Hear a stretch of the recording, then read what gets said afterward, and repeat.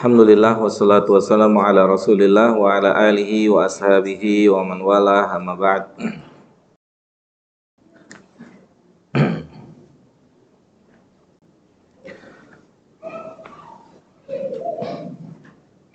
Perkataan Al-Imam Ibnu Qayyim rahimahullahu taala yang dinukil oleh penulis yakni Syekh Abdul Malik Al-Jazairi hafizahullahu taala,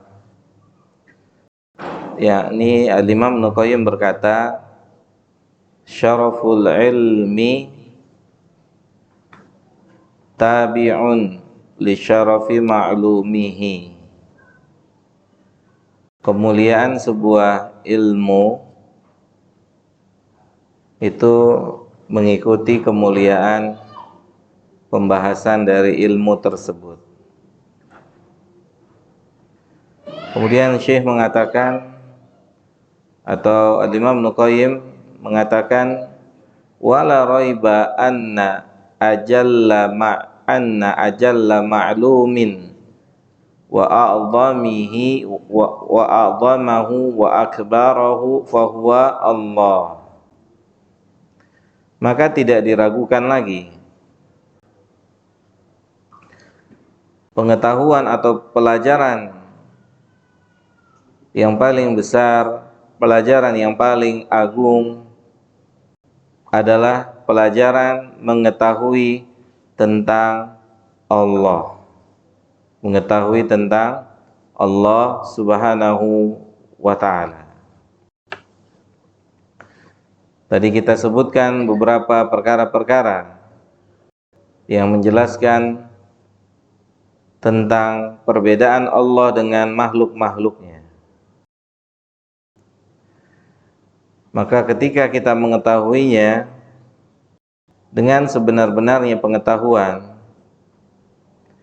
maka menjadi tenanglah hidup seseorang, menjadi nyamanlah hidup seseorang.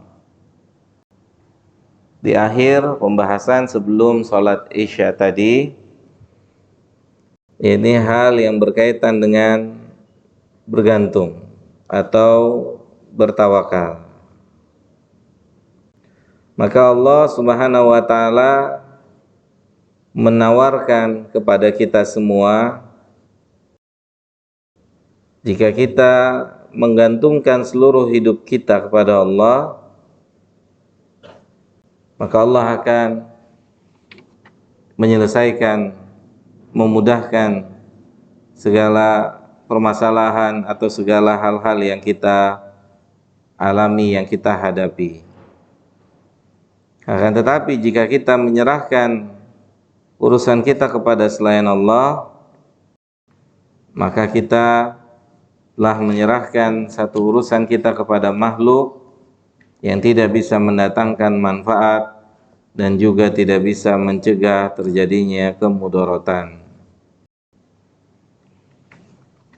Maka ini harus kita yakini jamaah, teman-teman semua yang dimuliakan oleh Allah Tabarakahu wa ta'ala. Maka jika kita telah bergantung pada Allah, maka Allah berjanji Dia akan menyelesaikan seluruhnya. Sebagaimana Allah berfirman dalam surah At-Talaq,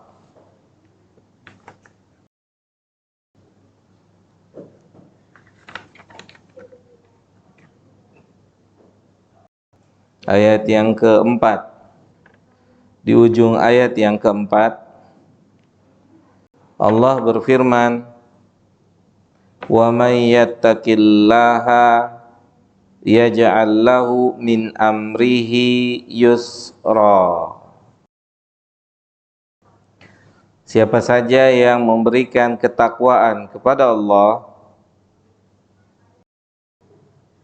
siapa saja yang memberikan ketakwaan kepada Allah Tabarakahu wa ta'ala, maka konsekuensi yang akan dia peroleh, yang akan dia dapatkan dari Allah, yaitu Allah Subhanahu wa ta'ala akan menjadikan seluruh urusannya mudah. Para ulama menjelaskan urusan yang dimaksud adalah urusan dunia dan urusan akhirat. Akan diberikan kemudahan-kemudahan oleh Allah Subhanahu wa ta'ala. Yang perlu kita fahami, apa yang dimaksud dengan kemudahan, gitu ya. Apa yang dimaksud dengan kemudahan? Kemudahan adalah lapangnya dada kita, hati kita menerima keputusan Allah. Itulah kemudahan. Itulah kemudahan. Kemudahan adalah saat hati ini lapang menerima keputusan Allah. Karena bisa jadi seseorang yang mendapatkan sesuatu tapi tidak lapang, tidak menerima apa yang Allah tetapkan, apa yang Allah putuskan untuk dirinya. Tapi ketika seseorang bisa menerima apa yang Allah berikan, maka itulah kemudahan. Itulah kemudahan, karena Allah harus dipuji dalam segala keputusannya. Allah harus dipuji dalam seluruh keputusannya. Ketika kita bisa memuji Allah atas seluruh keputusan Allah, maka kita faham lafaz Alhamdulillahi Rabbil Alamin. Para ulama menafsirkan ayat ini pujian mutlak untuk Allah dalam setiap keputusannya. Itu. Tapi ketika kita hanya bisa memuji Allah di satu kondisi, senang misalnya, lapang misalnya, dan tidak bisa memuji Allah dalam kondisi sulit, susah, paceklik dan seterusnya, berarti kita belum memahami ayat ini secara sempurna. Karena para ulama mengatakan lafaz alif lam di sini dalam lafaz hamdalah atau hamdun lillah maknanya adalah pujian mutlak dalam setiap keputusan Allah. Allah dipuji. Alhamdulillahi Rabbil Alamin. Dia dipuji. Allah dipuji untuk setiap keputusannya. Gitu. Bagaimana caranya? Tentunya seseorang bisa memiliki sikap seperti ini jika dia memiliki ilmu. Jika dia memiliki ilmu. Ketika seseorang tidak bisa memiliki atau tidak memiliki ilmu, maka dia sulit memuji Allah dalam setiap keputusan Allah. Dalam setiap keputusannya Allah tabaraka wa ta'ala.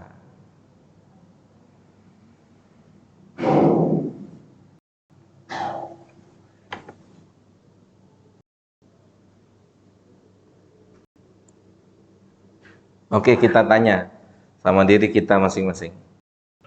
Adakah keputusan Allah yang menzalimi hamba-hambanya? Itu pertanyaan.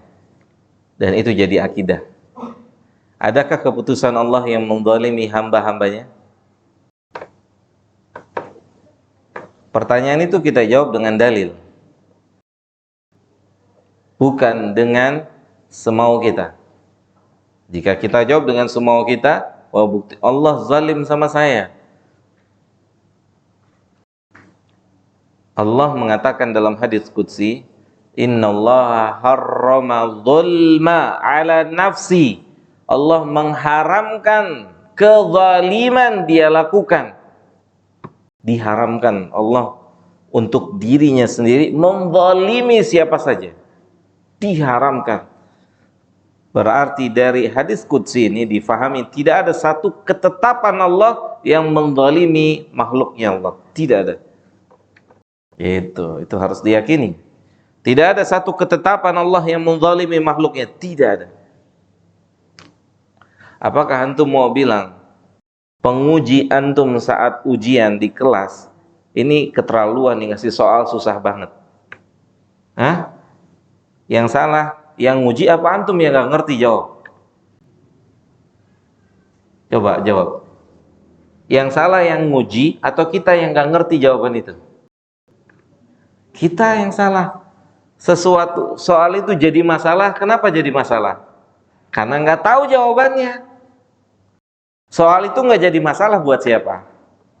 Buat yang tahu jawabannya. Sesusah apapun soal itu, kalau dia mengerti, kayak gini doang, nggak ada yang lebih susah nih. Ya nggak?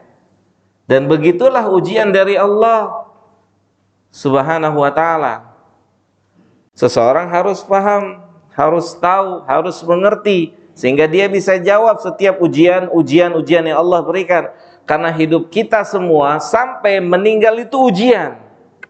Bahkan sebelum matinya kita pun kita diuji.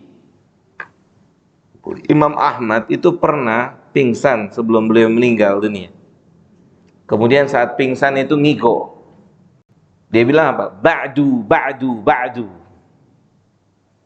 Terus kemudian dia siuman, sadar. Maka orang-orang yang ada di sekitarnya bertanya pada Imam Ahmad, kenapa tadi kok ngomong belum selesai. Ba'du arti belum selesai. Jadi syaitan tuh membisikkan di dalam hati, di dalam ketidaksadaran itu, menjelang wafatnya itu, dia bisikan, udah ente surga.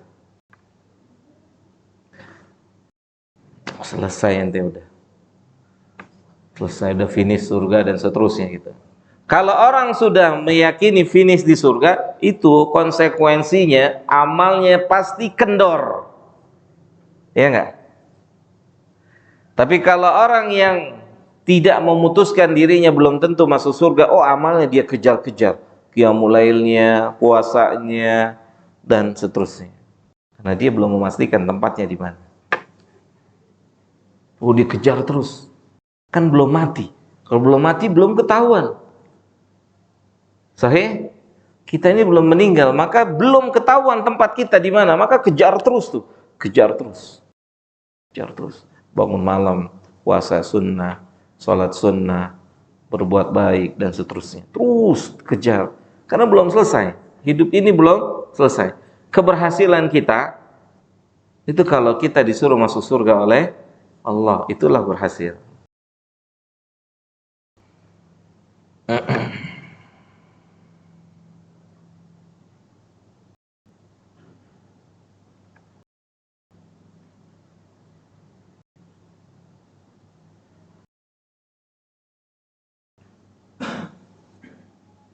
Kemudian penulis mengatakan wa qayyumus samawat wal ardin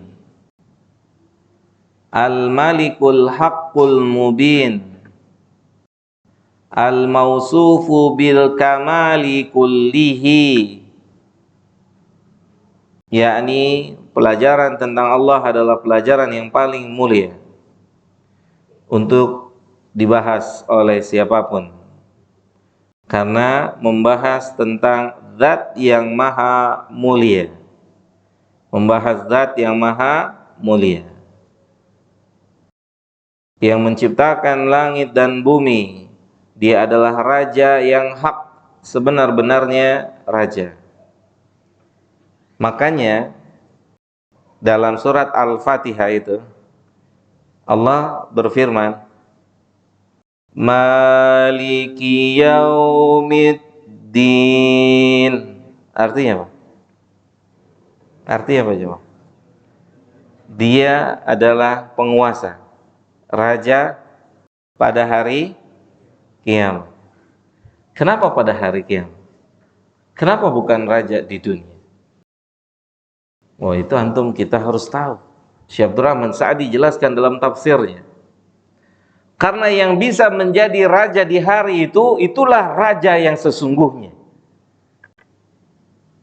Dan tidak ada yang bisa menjadi raja di hari itu kecuali Allah. Oke? Maka Allah katakan, Maliki yaumiddin. Dia penguasa di hari itu.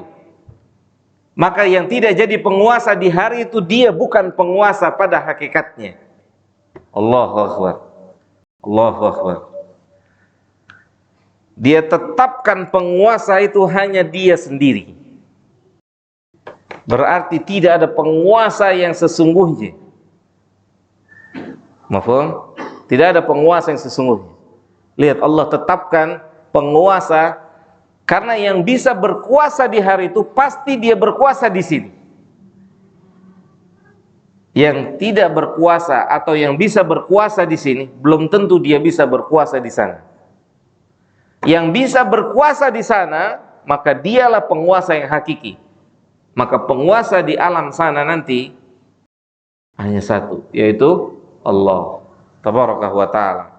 Itulah satu-satunya zat yang kita harus merendahkan diri di hadapannya. Di hadapannya. Anak kasih taib. Saat putra-putri antum, anak buah antum, bergantung dan bertawakal kepada antum, bagaimana perasaan antum? Senang? Senang? Anaknya bergantung pada kita, pada perusahaan kita, pada tempat kita bekerja dan seterusnya, senang. Bagaimana lagi kalau kita bergantung pada Rabbul Alamin? Maka dia sangat senang. Maka gantungkanlah segala urusan kita kepada Allah. Ayatnya sederhana. Ayatnya sederhana, tapi maknanya sangat dalam. Allahus Samad. Oke? Allahus Samad. Antum jangan kira ini ayat sederhana maknanya, kandungannya. Ayat ini tinggi kedudukannya. Dengan ayat ini salah seorang sahabat distempel atau dinyatakan dicintai oleh Allah. Maka ketika antum melazimkan surat ini, ta'zimkan, besarkanlah surat ini, agungkan surat ini, bukan karena itu doang hafalannya. Oke? Saat antum baca surat ini di setiap rakaat, antum harus paham surat ini surat yang besar, mulia. Penetapan Allah tentang dirinya, Qul huwallahu ahad. Allah mengatakan agar dikatakan kepada manusia yang patut dan layak untuk diibadahi hanya satu, yaitu Allah. Allahu ahad. Dan itu yang dikatakan oleh Bilal saat beliau disiksa. Ahad, ahad, ahad. Kemudian di ayat yang kedua Allah bilang apa tentang dirinya? Allahus Samad. Dia tempat bergantung. Tempat bergantung. Maka ketika kita telah bergantung pada Allah, maka Allah akan memudahkan segala urusan kita. Melalui caranya tentunya, yang kita tidak mengetahui.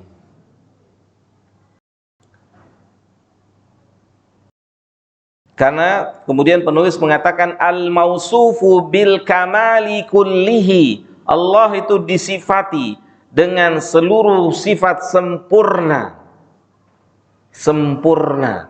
Hari ini, malam ini, kita sedang membicarakan tentang satu zat yang istimewa, kesempurnaan seluruh sifatnya. Kita berharap, tentunya berharap, sangat berharap dari apa yang dikatakan oleh Allah dalam hadis qudsi, man dzakarani fi nafsi dzakartu fi nafsihi.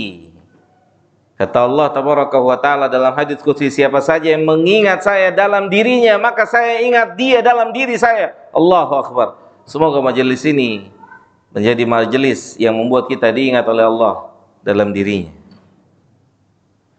Kemudian kata Allah, waman dzakarani fi mala'in dzakartuhu fi mala'in khairun minhu. Dan barang siapa yang mengingat saya, menyebut saya, meninggikan saya, memuliakan saya, mengagungkan saya dalam satu majelis, maka saya tinggikan, saya agungkan, saya muliakan orang-orang tersebut di majelis yang lebih baik dari majelis mereka memuliakan saya. Semoga kita dapat hadis ini.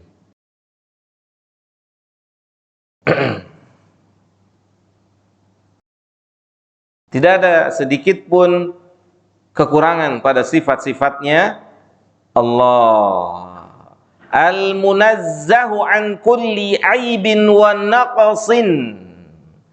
Makanya setiap kita berkata subhanallah, maha suci Allah, itu sebagian ulama mengatakan lafaz itu digunakan saat kita melihat sesuatu hal yang kurang, yang nakis. Subhanallah. Ketika kita melihat sebuah kekurangan, maka lafaz inilah yang kita ucapkan, yang memiliki makna subhanallah, maha suci Allah dari kekurangan yang saya lihat. Oh, dia sempurna tanpa kekurangan sedikit pun.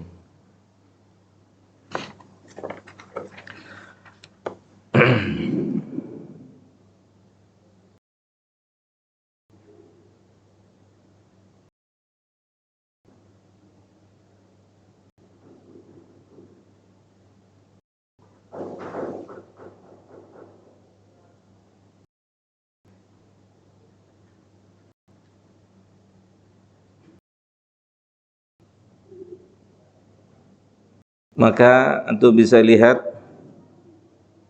dalam beberapa ayat Al-Quran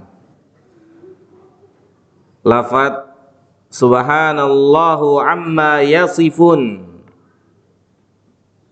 seluruhnya berbicara tentang kesempurnaan Allah.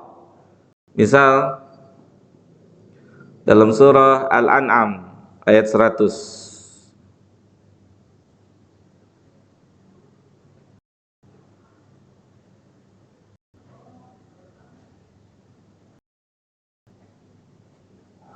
apa kata Allah? Wa ja'alu lillahi syuraka'al jinna wa khalaqahum wa kharaqu lahu banina wa banatin bighairi ilmin. Allahu jalla dzikruhu berfirman, menjelaskan kepada kita semua, orang-orang musyrik mereka menjadikan jin tandingan-tandingan untuk Allah. Padahal Allah yang telah menciptakan jin tersebut. Mereka berdusta, mereka bohong dengan mengatakan Allah punya anak laki-laki, Allah punya anak perempuan. Ini ucapan bohong, suatu kekurangan. Ketika Allah punya anak, itu suatu aib buat Allah. Maka langsung Allah sucikan dirinya sendiri dengan mengatakan subhanahu wa ta'ala amma yasifun. Jadi setiap lafaz-lafaz subhanallah itu selalu digandengkan dengan perkara-perkara kekurangan yang menunjukkan Allah tidak ada pada kekurangan yang kita dengar. Allah tidak punya kekurangan pada yang kita lihat. Mafhum? Jelas? Subhanallahi amma yasifun. Kemudian antum bisa lihat lagi dalam surah Al-Anbiya ayat ke-22.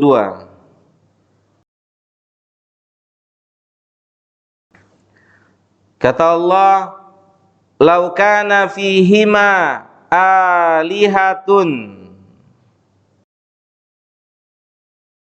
Kata Allah jalla dzikruhu, seandainya apa? Ada dua apa? Ilah. Seandainya pada langit dan bumi itu ada dua ilah atau Tuhan-Tuhan selain Allah, tentunya mereka akan bertengkar sebagaimana bertengkarnya jika ada dua penguasa dalam satu daerah. Oke? Maka Allah mensucikan dirinya dengan mengatakan fasubhanallahi rabbil arsy amma yasifun. Maha suci Allah, maha suci Allah dari apa yang mereka sifatkan untuk Allah. Kalau penguasa itu ada dua, penguasa itu cuma satu.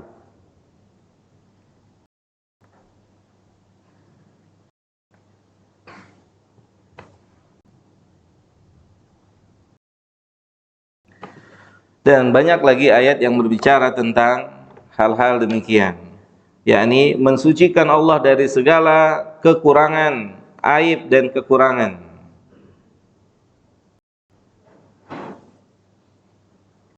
Maka ini PR buat kita, ya, PR buat kita dalam praktek hidup ini. Sahih nggak?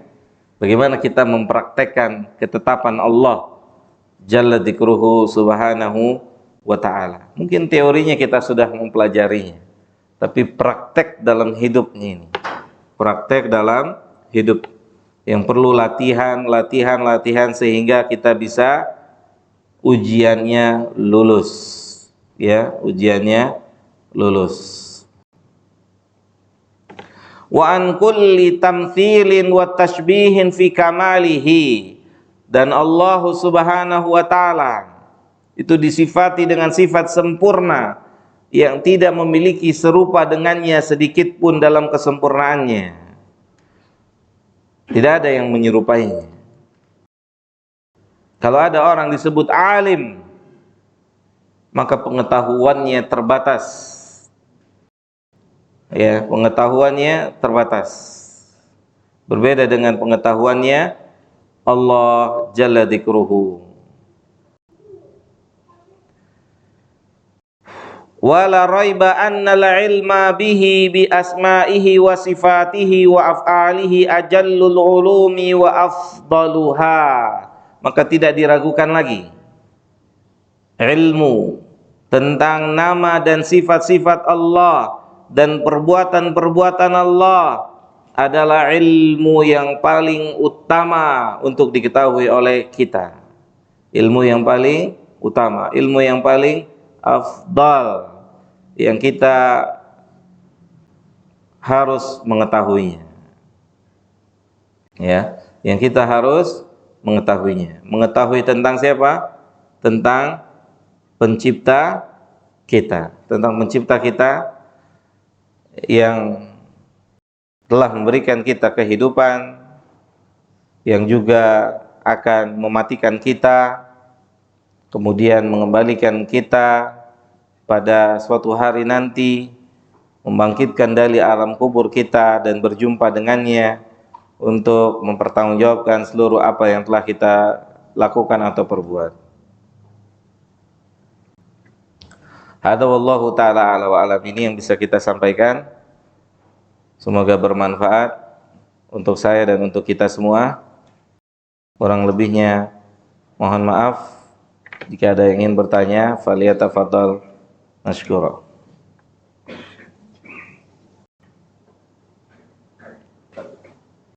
Silakan Pak Dedi.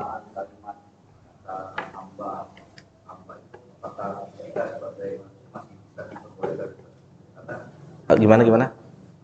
Hamba.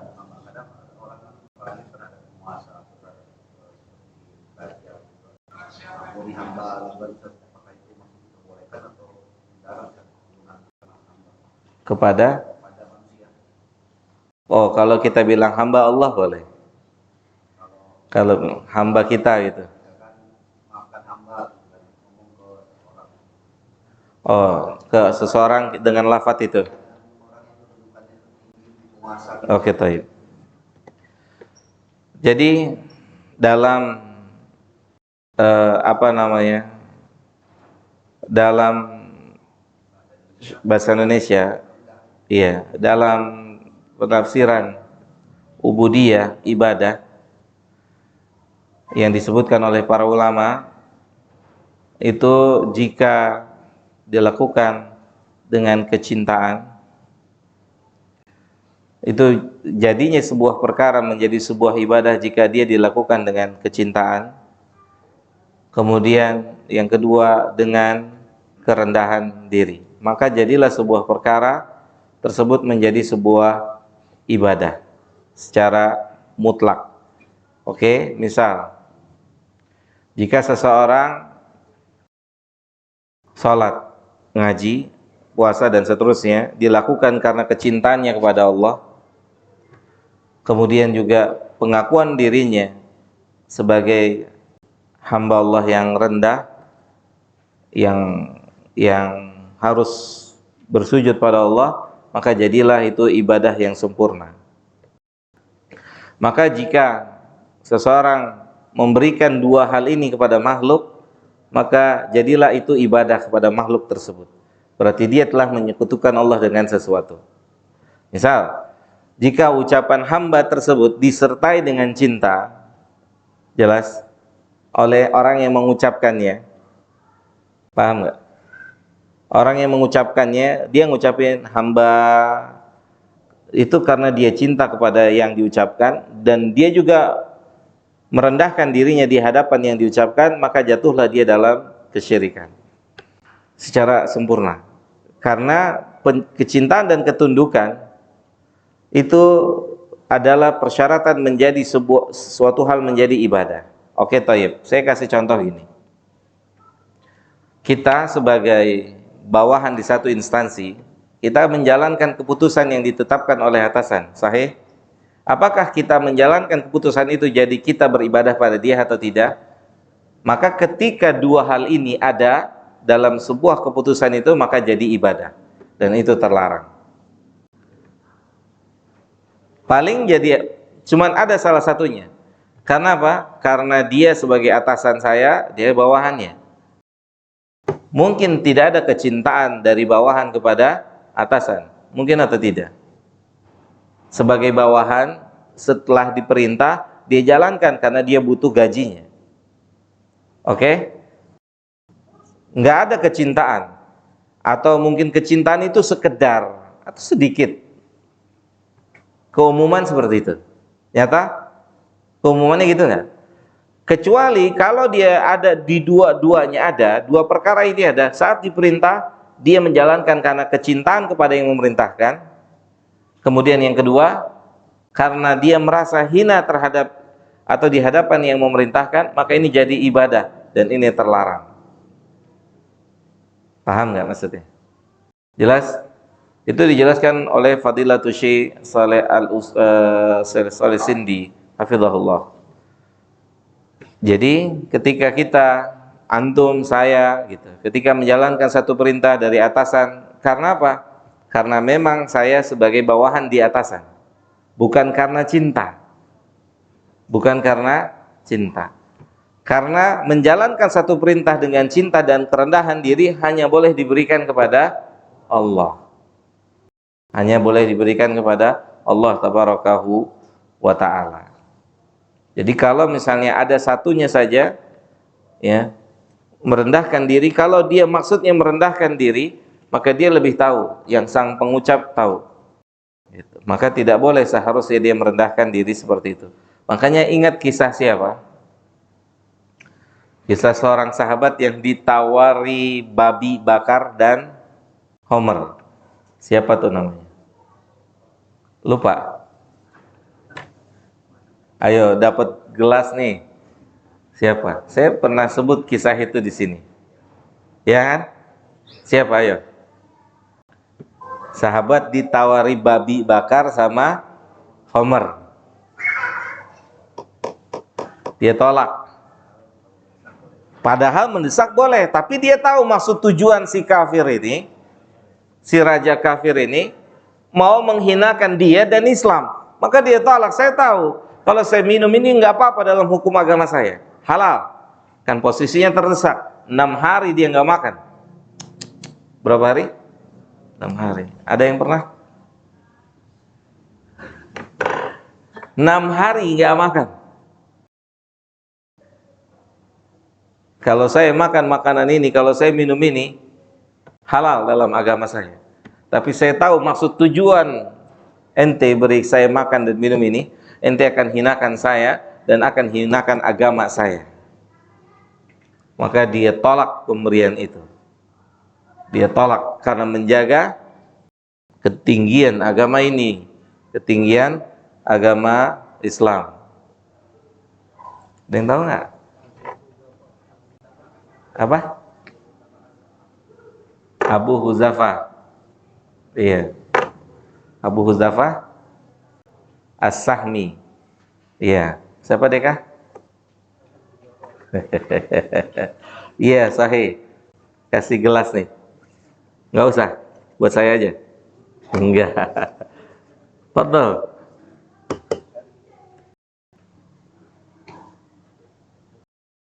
Bagas, namanya Bagas ya? Bagus. Udah ganti. Abu Huzafah As-Sahmi, sahih. Afwan. Jadi begitu menjaga kesucian dan ketinggian agama Islam.